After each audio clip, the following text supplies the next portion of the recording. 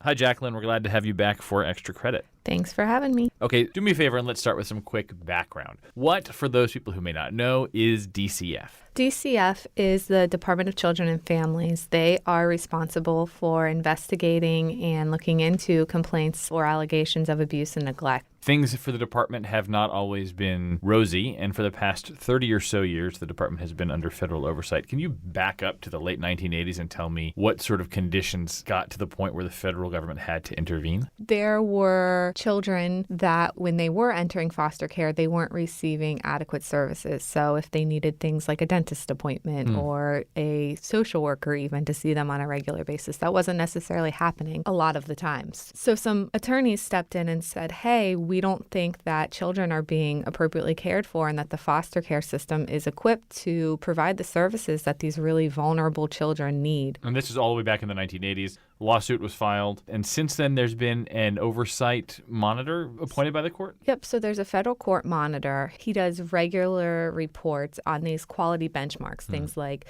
are children on wait lists to get services that they require? Are children in institutional settings where, there's a shift worker caring for them, which research shows is not the best practice? And for the past 8 years, under that same oversight, we've had the same DCF commissioner, Joette Katz, in place. What has been the Malloy administration's record of compliance and of improving based on those benchmarks? So it's a mixed bag. On many of the benchmarks, the state has been moving in the right direction. On things like not having kids in institutional care. The state's really put a strong emphasis on things like that.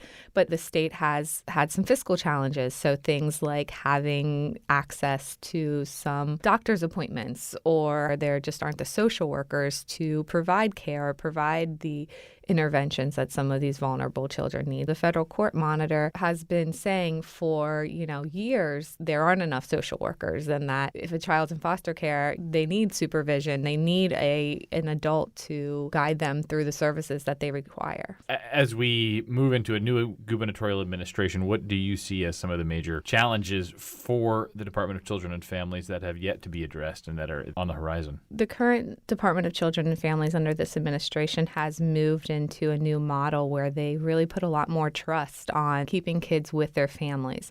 And with that comes risk. And so when they've kept kids with their families, that means that there are going to be some incidents that have some bad outcomes.